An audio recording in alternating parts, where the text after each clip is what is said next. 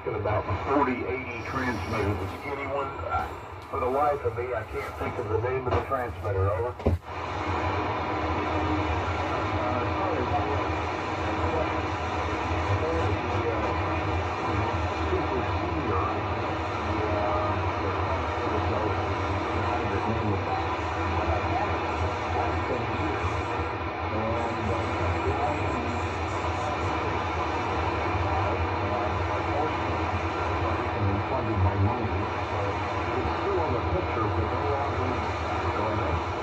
K7DYY.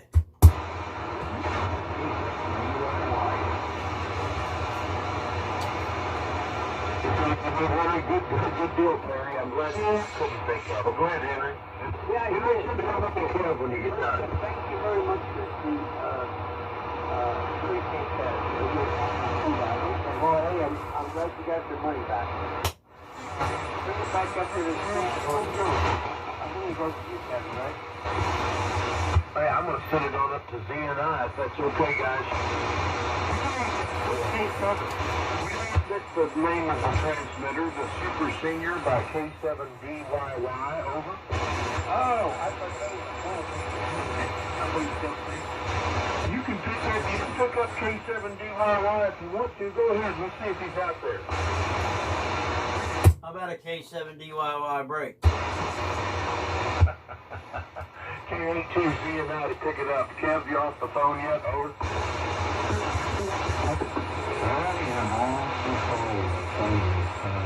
KK4GZQ. Contacted group this morning, K18VMI. Got my my apologies to the group this morning. One of our drivers had one of the drivers that covers my run was an accident. So they had to put their driver on it. Before I know it, I know them personally, and they were looking for directions to get into my store and learn something here. So the other driver is okay, but some pretty serious damage, so we'll see how that pans out. So anyway, again, my apologies, but it's kind of an emergency. Most of the guys know up here. They know my schedule. They know I'm up most mornings on my days off. So, I don't mind it so especially when I'm just can't help I got him straightened out my story resume of Minneapolis, and he's kind of a fast time to get into. There was an access gate and the code for I think it's usually so if you got him straightened out, so if I get another he'll probably just fine, so we'll see what happens. Anyway, made a few notes here, and I was helping him out, and very good thing on opinion for the morning. Great to hear you in there, buddy. Your signal is holding up pretty well. Very nice signal down up here in Wisconsin, rather. It's on January 2, 15 and I've got a pretty low noise floor here this morning, so sounded like you were sitting right here in the shack with me. And Perry, if you're on the DX100, it's sounding great over here. I know you said you were going to switch, and for the last transmission there, damn sounded good out here, really are. So, we're going to 10 along, and just trying to catch up on a little bit. I'm all kind of behind the time here, guys, but I apologies and like that.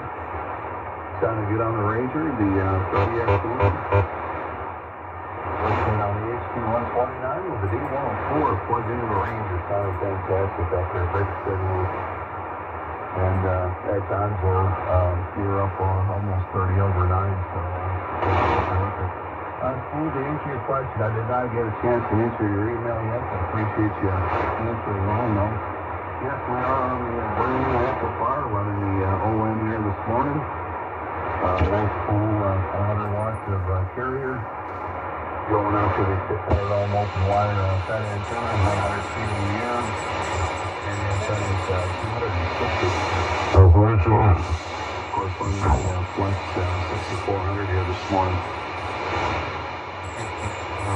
let's see, that's catching you to females that I know here. Learned to operate some radio this morning on my day off. And I think I got the order of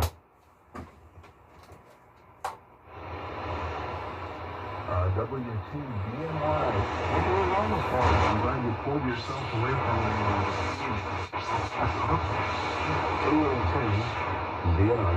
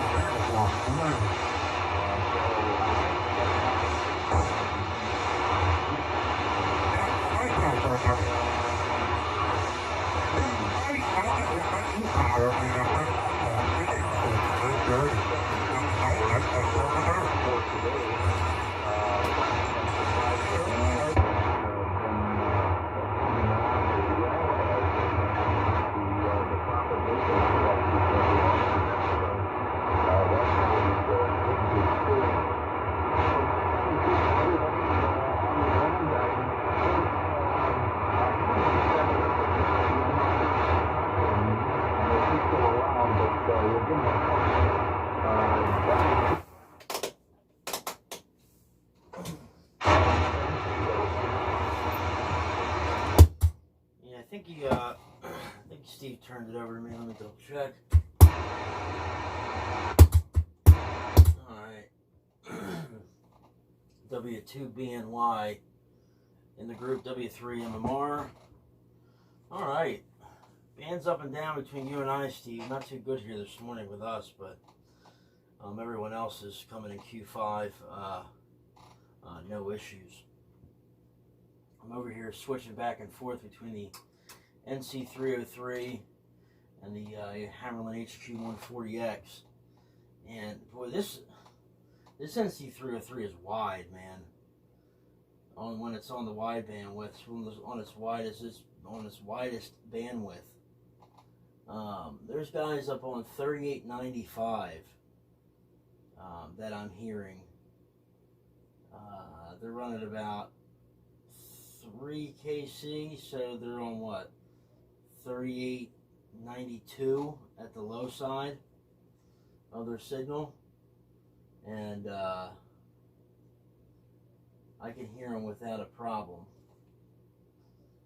So, I mean, this thing is, I think it says it's only, as per Sherwood, I think Sherwood did a test, or somebody did a test online, and I think it's, if I remember correctly, reading the manual, it's a 6 kc. I want to say 6 kc total bandwidth on the wide setting, and then 3 kc on the narrow setting, if I remember correctly. This thing is a heck of a lot wider than that. I was thinking, plus or minus 6, but the way I read it, and in a couple different places, that would be plus or minus 3, and it's calling for 6 kc total bandwidth. I gotta look this up again. But anyway, everyone's still coming in good. Kevin, I'm anxious to know how you're liking the new amplifier. They're beautiful amplifiers, and I've heard nothing but good things about them. And I'm sure that you have nothing, but good things to say about it as well. I know that thing just loafs along. compared to why I guess the dual 1200 probably loafed along pretty pretty easily as well. But I'd be anxious to know how you like the amplifier. I guess I haven't looked into it. I'm guessing it has an auto-tune function, you know, and so on and so forth, and automatic band switching and all that good stuff. So, because as you know, I've been looking into different maybe a new Linear here for the station. So I'm just curious. I doubt that I'm going to spend that kind of money on a new one. I've kind of looking for honestly more of a project and something I could kind of build up myself. But I'm just curious to know there, Kev. And Henry, I agree with what everybody's saying. Like I told you when we first got on this morning, you know, I don't think you're going to do too much else with what you got there. But I'd be anxious to hear the new microphone. I forget. I know you had mentioned when it's supposed to be here, but I forget the exact day. So my apologies. Hopefully we'll be able to hear you on it soon. But between Gary and I and you and everyone else, I think the FT2000 is sounding real good, and it's right where you need it to be. 44 degrees here, Kevin. You're out there talking about how it's 5 degrees and this, that, and the third. Man, it was almost 70 degrees here yesterday. When I left the house and went back to work from lunch at like 2 o'clock, 2:30, it was 66 in the truck. Driving back to work there, so we had all the shop doors open, man. It felt like springtime. It was beautiful. And it's 44 degrees out right now, so it's definitely unseasonably warm. This whole winter has been unseasonably warm, so I'm ready for spring. I'm ready for this half cold BS to be over with. Just give me spring, give me summer, give me baseball, and I'm a happy camper. Back down to you, Henry. N4EDQ and the morning AM crew here from W3MMR.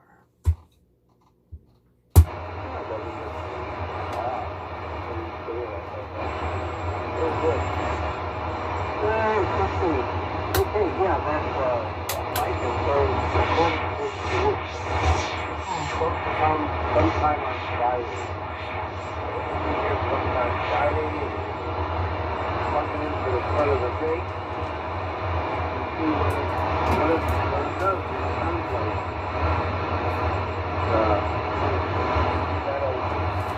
that'll be the final step. Got that pepper.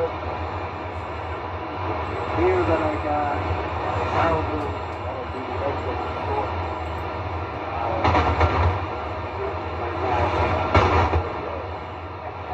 You know, I didn't really do a whole lot of changing. I don't think any changing in 5,000 at all. And I haven't touched them. I just looked at the default thing. But I didn't do a whole lot of stuff. And Kenny was talking about blowing finals on state.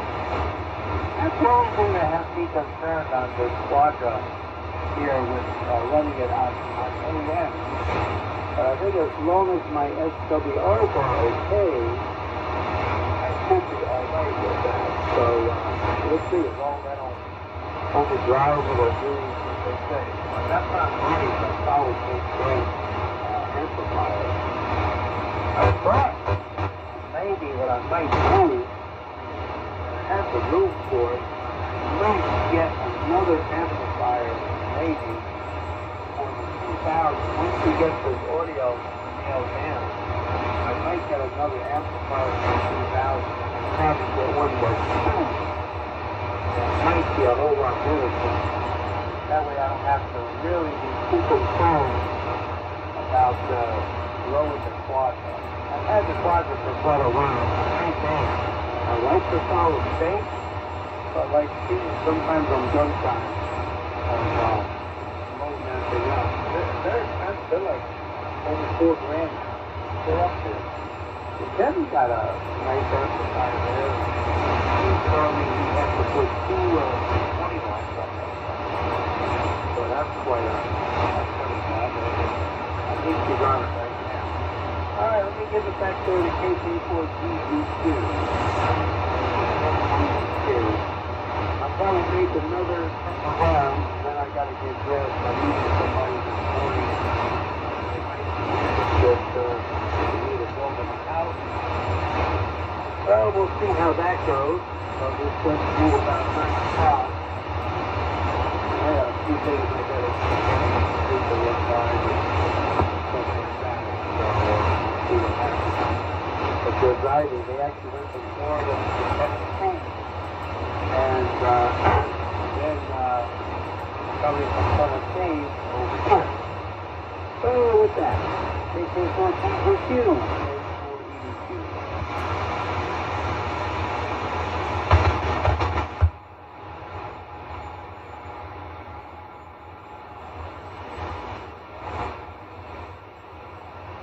M480Q in the tank. KK4GZQ returning. And good morning again, Henry. Good morning, Kev. S73 to Steve. Hello, Perry. Who else we got here? Matt's gone. Kev. Oh, Kev's still there. That's right. Okay. And I'll send it back Kev's way. Sorry about that. That's an aneurysm here, I guess. Yeah, Steve was asking about picking up that tree and that 40-meter antenna. I just all of a sudden I started picking up several calls out here on the same frequency. It's amazing, you know, what a difference that little bit of a turn that it's making there. It's not a complete 180, but you know, it's enough to get the antenna around where it's kind of getting a little bit more of the West Coast. Okay, on the Super Senior transmitter, K7DYY. You know, I've heard a lot of good sound ones out here on the air. It was just, there was a guy called JMD4JS over here in Dan's neighborhood over around Shepherdsville that I can remember Jay having problems, and maybe another one down the line that had a problem with trying to get them to run right on AM. I don't know if they ever got it. And then you hear some of them out here that sound perfect on those. I guess it's not like anything else. Henry was talking about JMK having the YC600 and the, what is it, a YO800 scope that goes with the 101 series. Congratulations on that, Henry. Those are two nice additions to have. And Perry talking about the NC303 being kind of wide and wondering about the bandwidth on it. I couldn't tell you. I couldn't tell you what it is on this 129X, just in the, you know, with everything in the crystal selectivity in the off position and the phasing at 12 o'clock. Hell, it's got to be, it's got to be 15 kcs wide, or 12 to 15 anyway. Anyway, that's it for me. Okay on Kevin's amplifier, the OM. Kev, what in the heck does that thing run in it again? I know it's a set of MOSFETs, but Lord, they've got to be huge. Good morning to Craig that's out there listening to us. KD3RHR, and you guys might want to take a moment to say good morning to him. KA2Z and I to take it. KK4GZQ, Nonsuch, Kentucky.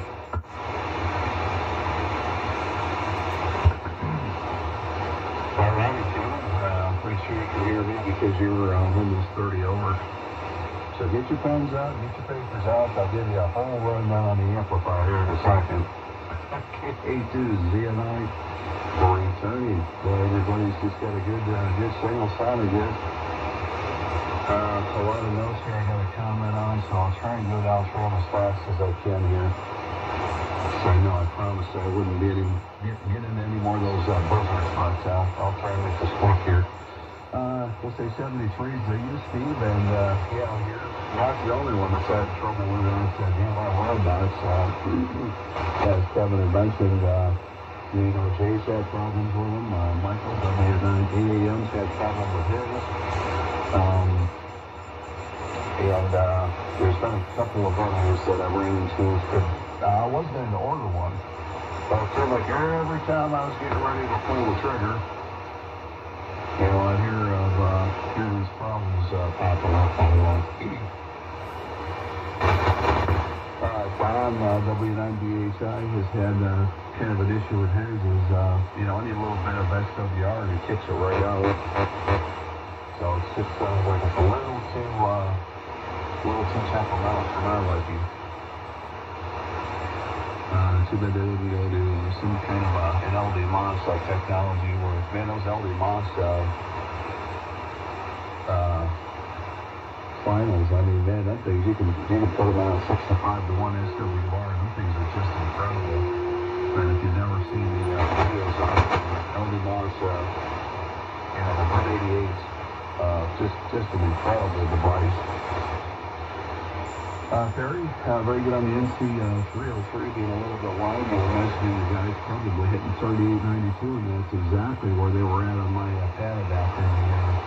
The edge of them was 38.92, so you hit that right on the head, and guy that I talked to, not too far south of me, he has an NC303 on the Macintosh amplifier. He absolutely loves the audio quality and whatnot, but he's made mention of the same thing there.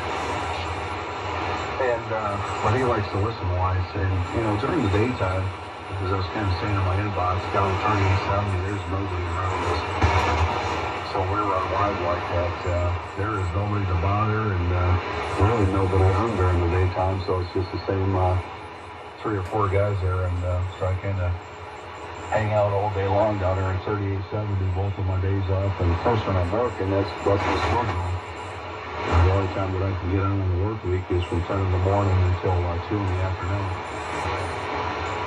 Okay, let's get to the amplifier. And let's find out, get the paper out.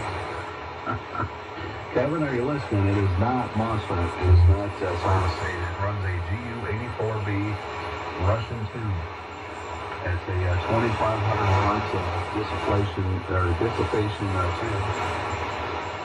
Almost the equivalent of running a pair of 8877s. However, I've noticed with this amplifier, probably because of the extra sand put into it, that the amplifier is actually running about 20 to 25 degrees colder than the converted AL1500. And the AL1500 only ran about 220, 230 degrees on a long buzzer.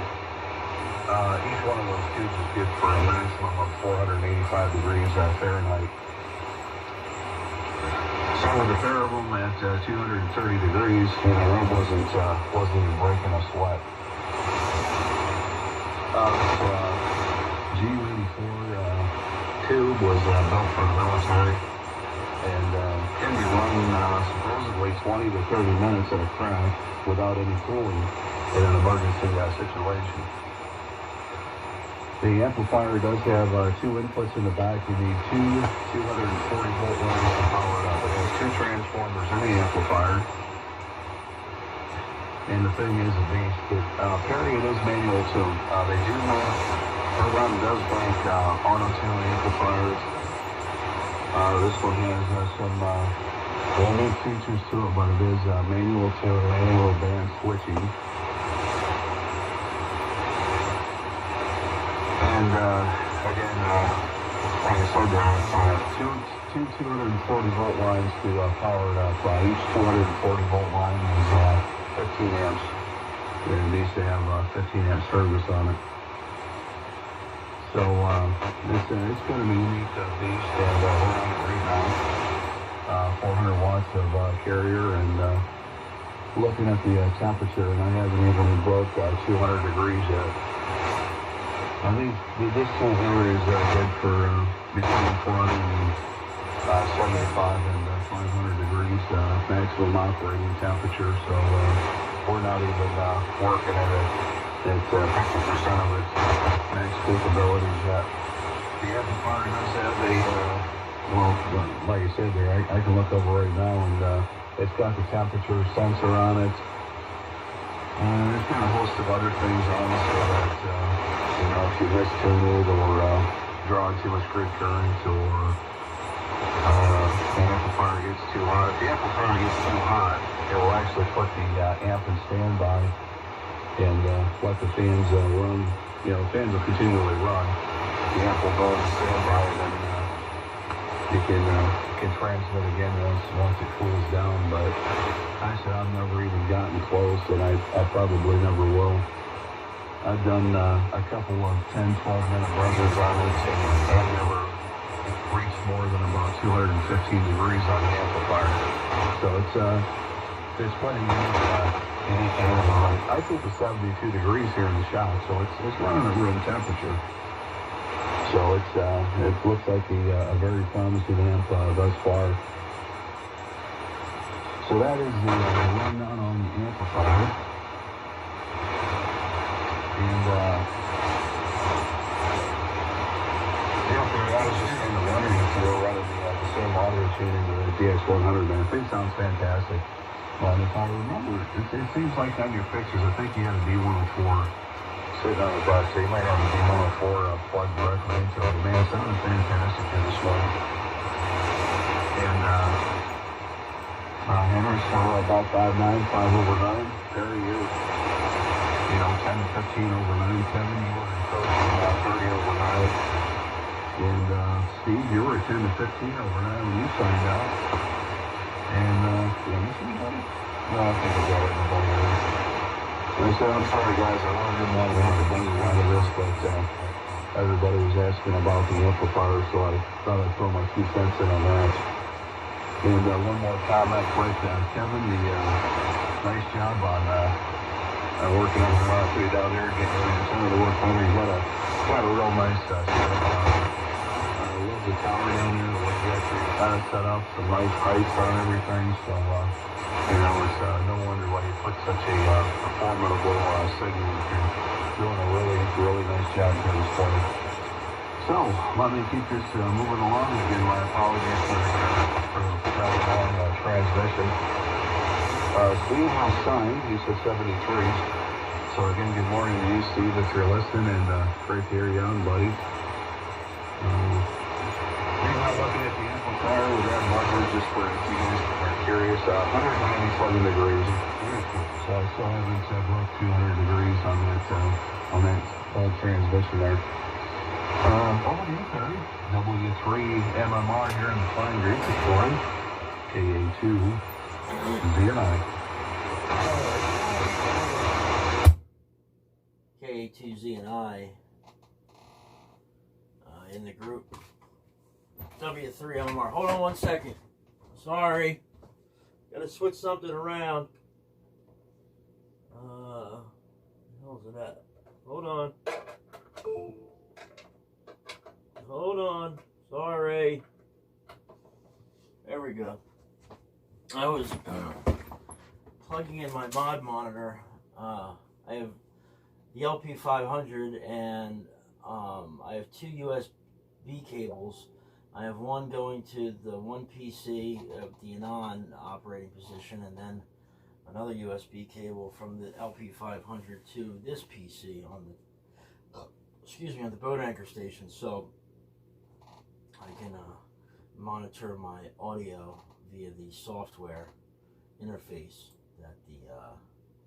that comes with the LP that you can download online. Anyway, thanks for the compliments on the DX100 here, Kevin. What the hell? Isn't this working?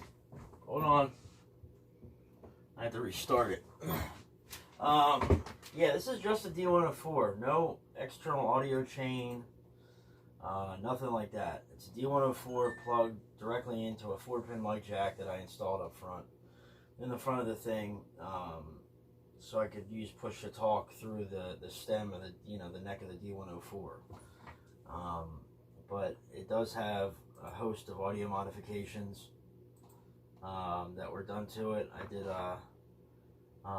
all of Timmy WA1HLR's modifications to it.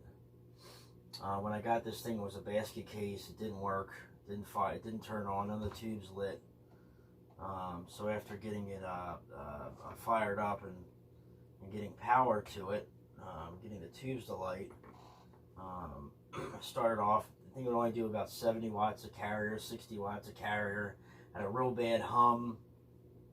So I went in there and saw that somebody had tried to do some audio modifications to it. So I basically ripped out the entire audio section and started from scratch with it, with all new components, and went in there and changed the coupling caps.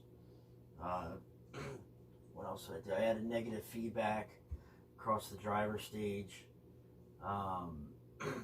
in the across the 12BY7 and the 12AX7. I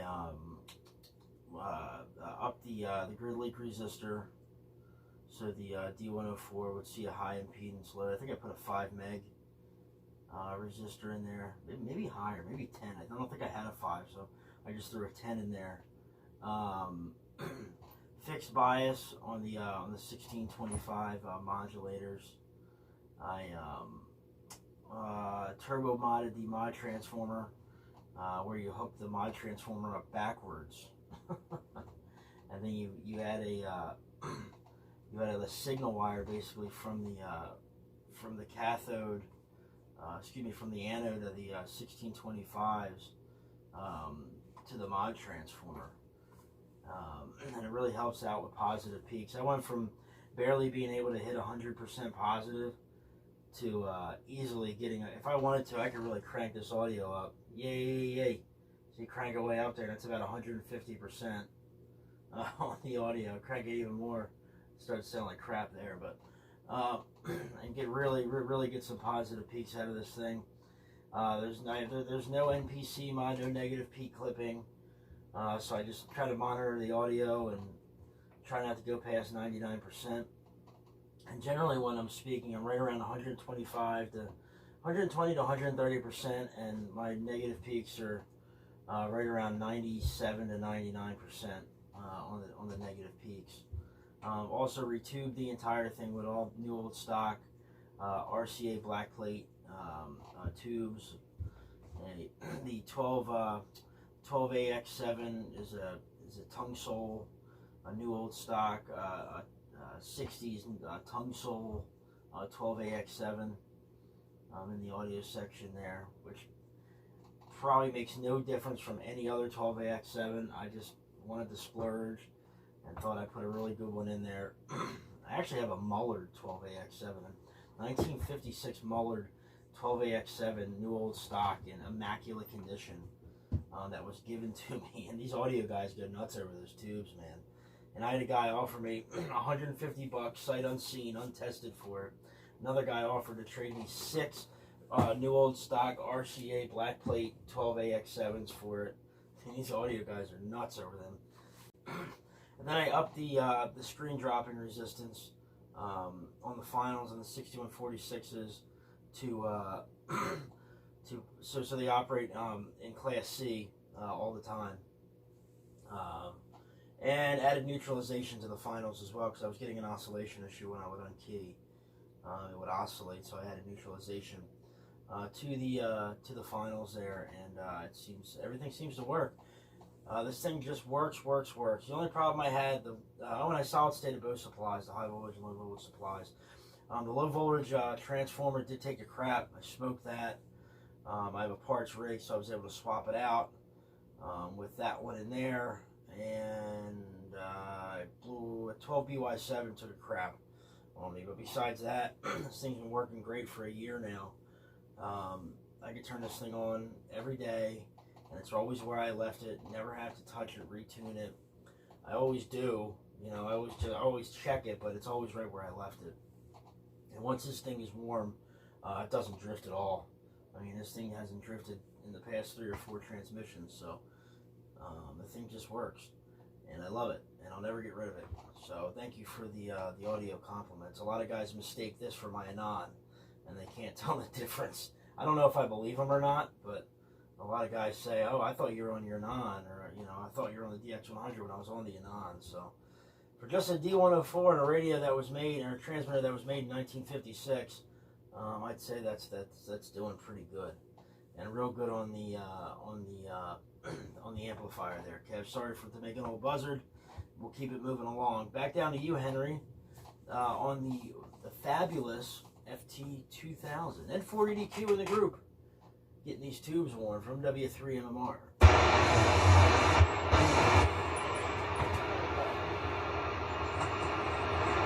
And I think Gary is in there, WD for NKA. Good morning, Gary. I think you think this. This is F480Q group. Very good there, Gary. Yeah, the amplifier that Kevin has was amplifier. I looked it up yesterday. Looking at the clock guys, now that's my last one. It's been great to be in here with you.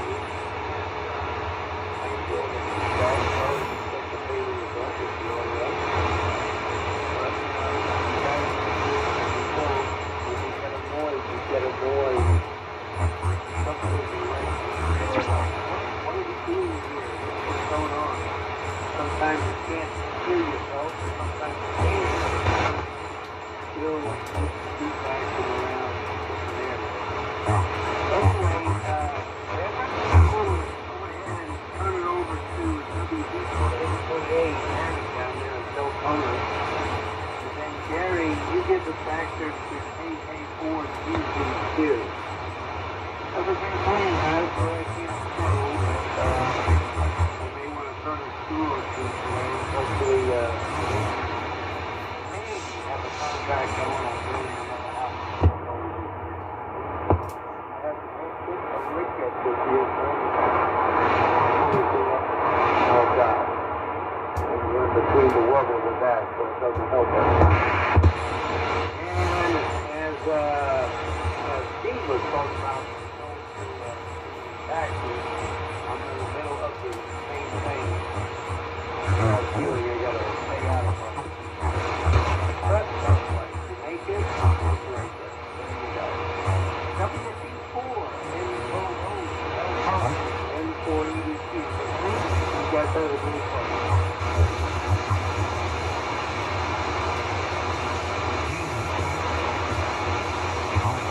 And Gary, it comes to you if you're still there. Good morning, Gary.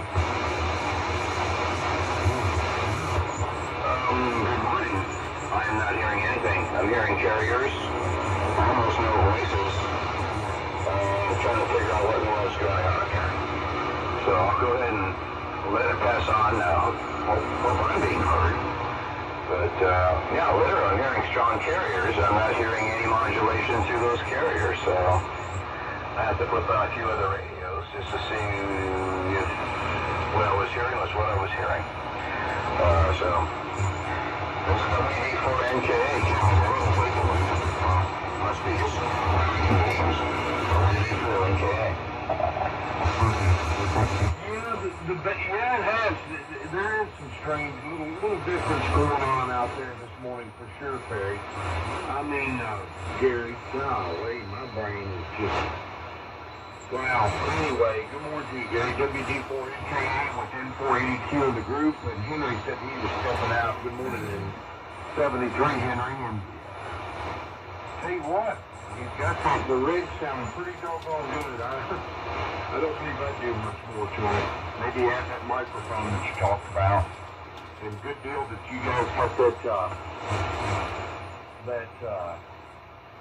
Panafest coming up over there. That's just real good timing on everything. So you're going to get to look around for maybe a new receiver and all kinds of goodies. How about that? That always makes me feel good. Kevin? Yeah, I knew that had that GU84 in it. Man, what can I say? It's early. And you're the one that's running on no sleep. I don't really have too much of an excuse, but I had looked at this before. The only question that I had about those is they list a couple of different amplifiers. One of them is the 2501A. Another one is the there's a couple of them that have the 84A, the GU84 in it. And I was just wondering which one was the one that you had. Maybe it was the 2500 there. Anyway, just curious about the different models. I see the OM4001HF You gave the number. Just give that to me one more time, and I can look at the exact amplifier. No. 4001 runs a power of FU728 in it, so just for clarification on the model number. But that is an amazing amplifier with those two big toroidal transformers in it. Man, those are awesome. How about that stuff, Terry? 7.3 Henry. I'm doing my fastest too. Here it comes, Kev. KA2ZNI in the group, KK4GZQ. WC4D. Tell you what there, Don, go ahead and pick it up and we'll round this shop here. We'll be off.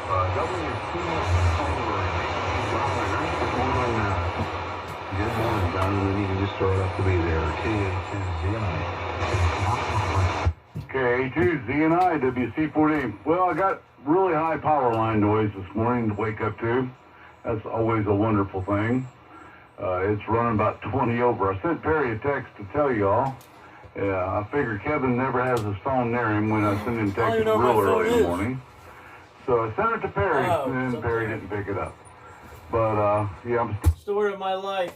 you, Kevin, fine. I hear, my local Kevin. And I can hear Perry. I'm listening through SDR. I actually heard Gary, but I couldn't pick up Henry at all. He was right in the noise level down there. So I'll be in and out this morning.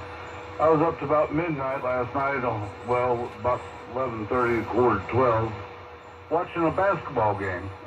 I'm a huge UK University of Kentucky basketball fan. And they played last night at 9 o'clock and played LSU, which was a must-win situation. And they pulled it off, and it was a nail-biter at the end. And all the other things that make college basketball what was the word that I'm looking for? Unpredictable. Because this team has come back they've won so many games in the last few minutes, but they've lost, now they've lost 4 of their last 5 games. So it's amazing how some seasons turn around. I don't know if any of you all follow, but University of North Carolina this year is like 11 and 16 or something like that. So that's just unheard of for North Carolina to not even be at 500 this year. They're below 500. And right now they'll be lucky if they make the NIT, and they'll not make the NCAA this year. So that's something just unheard of almost with the blue blood teams, as they call them. Yep. So I'm over here drinking my Mountain Dew, trying to wake up myself. Hopefully this power line noise, it goes away most of the time right around 6 o'clock, but that's not a given. It just happens that way sometimes. So I'm gonna be battling it. So I'll be listening. I got the WebSDR on, so if there's anybody that comes in there that I can't hear locally, hopefully I can pick them up through WebSDR. Anyway, Kev, good morning to you, Kevin, Perry. Everybody's sounding really good. The strong ones I can hear really good. The ones that are weaker, like I said, they're right into power line noise. So back to you, KA2ZNI, WC4D. Alrighty, Tom, very good. WC4D, KA2ZNI, I'm returning. I just want to go a little bit quicker here this morning. Good morning to you, Tom. Thank you on the score. Had a good total of 10 to 15 over 9. So doing a fantastic job of swings to Henry. And Henry, if you're still listening, like everybody said, and as I said earlier, your audio is fine on that rig. Man, I'd be happy to run it as is, but hopefully the end of 100 plugs and plays, and I'm sure it'll sound just fine with that rig. And everybody said earlier, and it sounds good. It sounds great up here. So really not much more you can ask from it there. So very good, Perry, on the D104 plugged straight in with the modifications that you put into it there, starting from scratch. Yeah, I think it sounds absolutely wonderful. It's got a nice, mellow, smooth, pleasant tone to it. I mean, it just sounds fantastic. Very clean sounding. And I think probably the way that you've got your Renan set up, your Renan has more lows in it. I could definitely, you can definitely tell a difference if you listen. But, between the two, I couldn't say this one's better than that one, but I mean, they both sound fantastic. And that's the way down the south. It's just got that nice 1950s, 1960s, clean tube sound to it. So very nice job on it. Very good. Sounds wonderful over here. So congratulations to you on that, for sure. And Jerry, I don't know, man. You're sounding fine up there on the Deltona. I mean, you're 5.9, and they're stopping you. 2.5 copy is probably one of the better mornings I've heard you. So hopefully it's not the rigging any grief.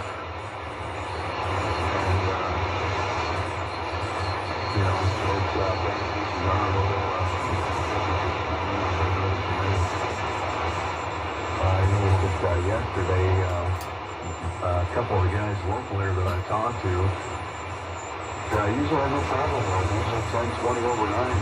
Yesterday, they were pretty much non-existent all day.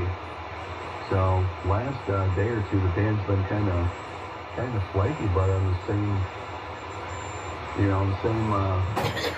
breath here that here in the mornings, I've noticed the last couple of mornings that, a couple of you guys are coming in here quite a bit better than what you usually do. So I don't know. We'll see how it rolls out. But I haven't had to use WebSDR this morning, and everybody is coming in here Q5 direct into the shack. Kevin, on your question there, the one that I am using, and there's 2 models to it for the same model number.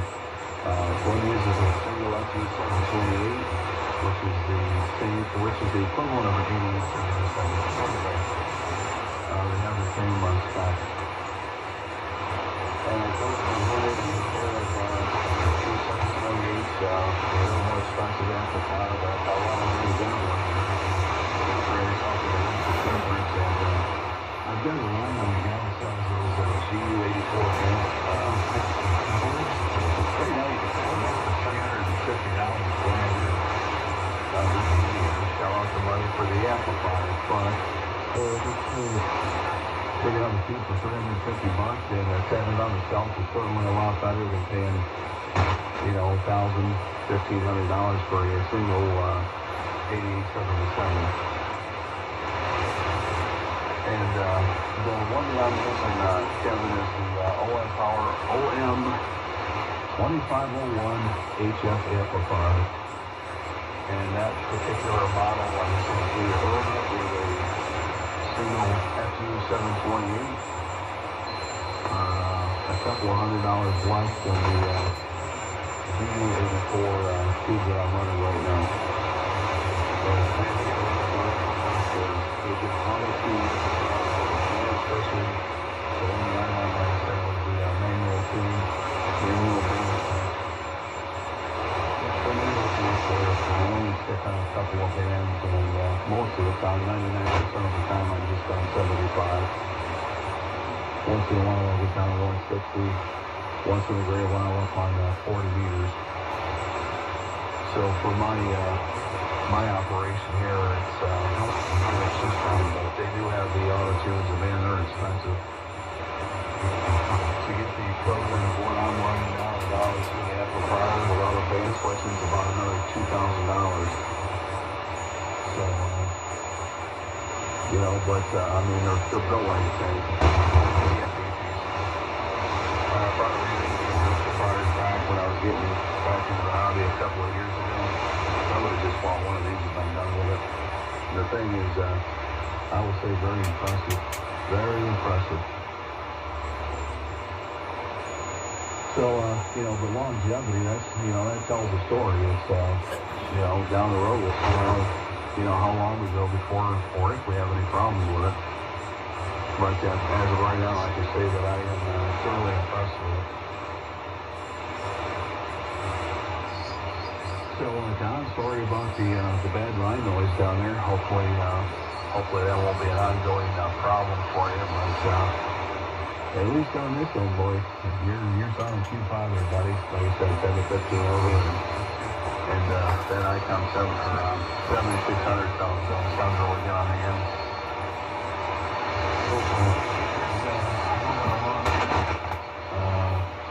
Not really got a lot of minutes here.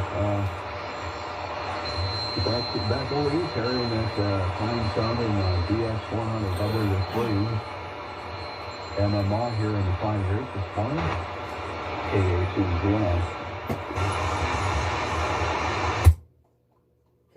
KA2, ZNI W3 MMR. Real good, Kevin.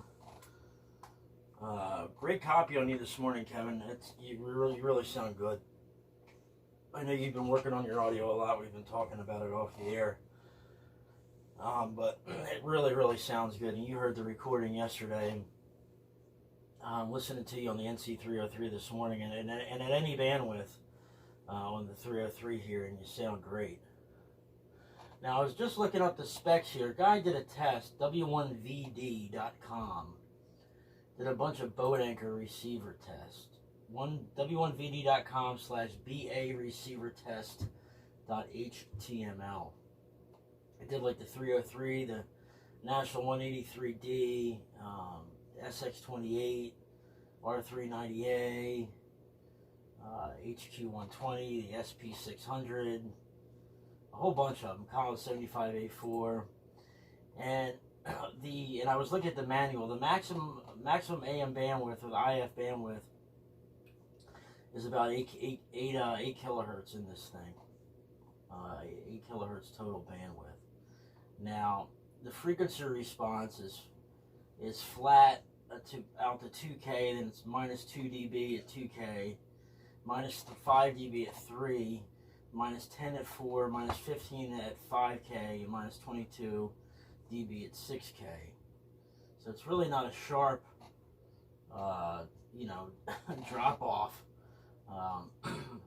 there with the filter. So I can imagine that's probably why I can hear stuff so wide. To give you a comparison, the frequency response of the 183D at 4K is already at minus 28 dB, 5K minus 40, and 6K minus 47. So the 303's filter isn't that sharp.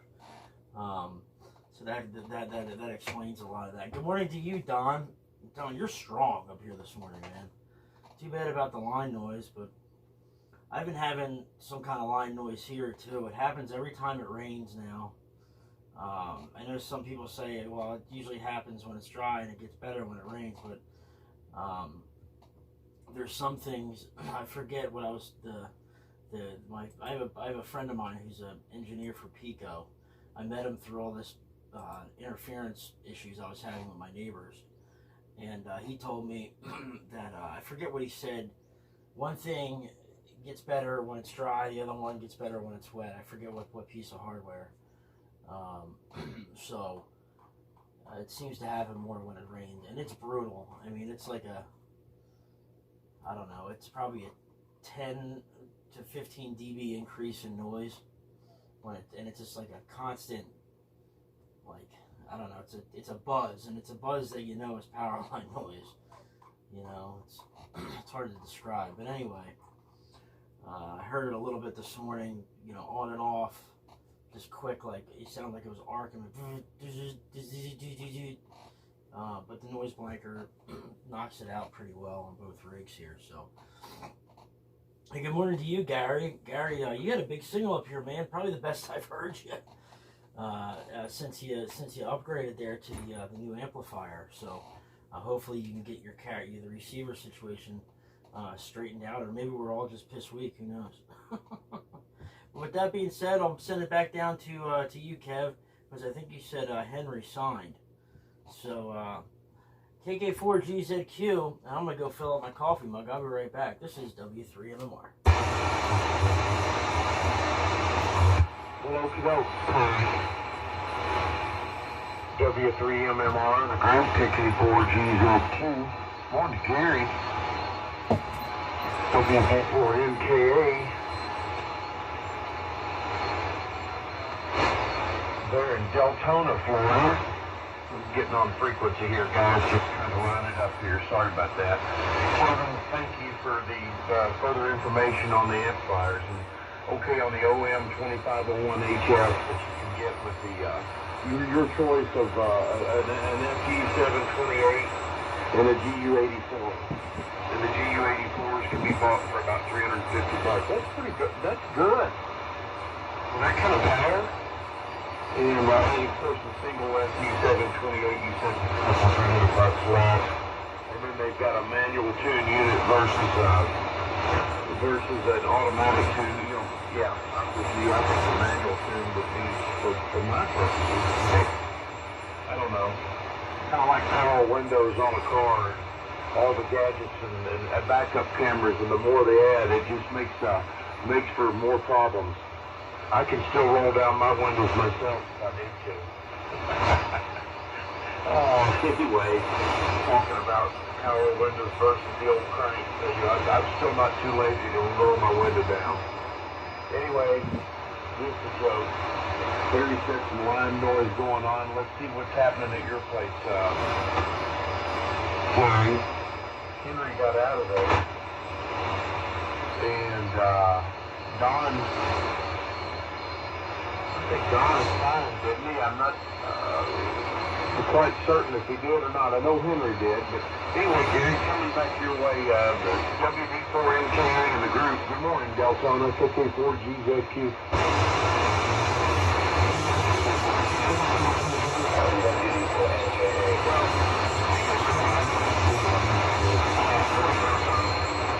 This child carriers.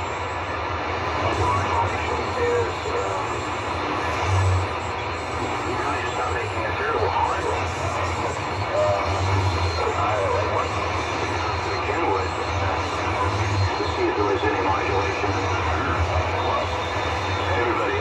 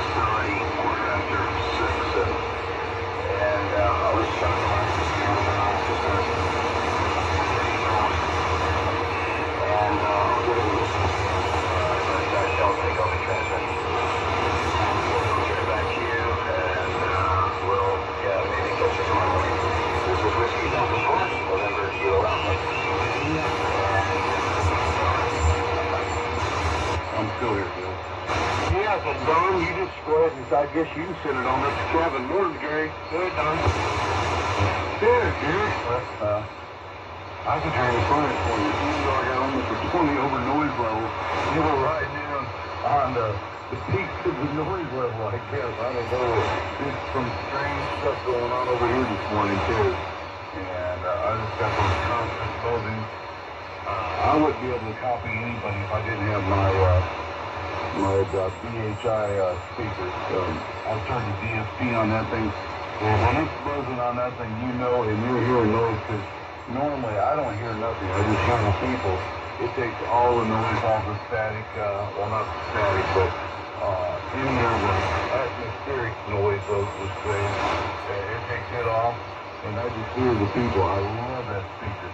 It's probably the best $250 investment I ever made as far as radioing goes. I'd like to hook it up to some old receivers that I have around here, just so I could, because last week I came down here, Kevin, and I turned on the Franklin, the 180A there, and believe me, from there out there, really worked good. I think it was pretty close to 9 o'clock last night, but I could switch it over on, there were 2 strong stations on it, and one guy was a 5 call, and there was somebody out east, and one was on 3880, and the other one was on 3885, and when I tuned to either one, I couldn't hear one station when I was on 3885, and when I went to 3880, I couldn't hear the other station, and both of them were fairly strong stations, so I had to do a little bit of tuning around on it and figuring out how this one works different than the other one that I got from here. So,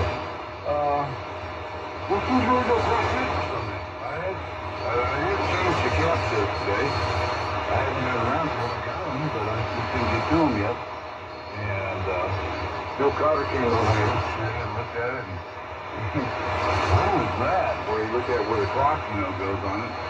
I said, well, it's basically a switch turns off and on the speaker to the headphones, and the other one's a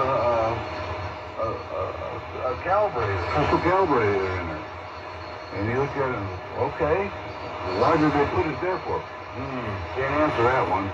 And the red knobs and the burnt red or burnt orange colored knobs on all the pointers and everything else, and a couple of the screw lugs, kind of make it stand out a little bit.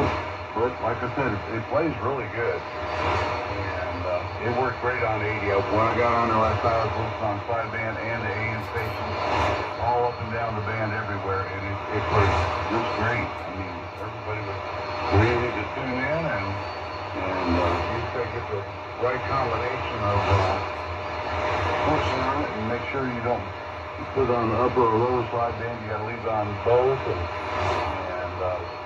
if you get a really weak station, you can switch it over to the lower sideband. That's almost like a preamp on this. It's really loud to listen to. Pick up a lot more noise, but you can pick up that really low station that's sitting over here. So it's got its perks on it, I guess. The one thing I noticed that did not work at all was the antenna trim. And it's really no effect on the volume. You just spin it like a real and you get through anything to it. I don't know, that's something I might look at today.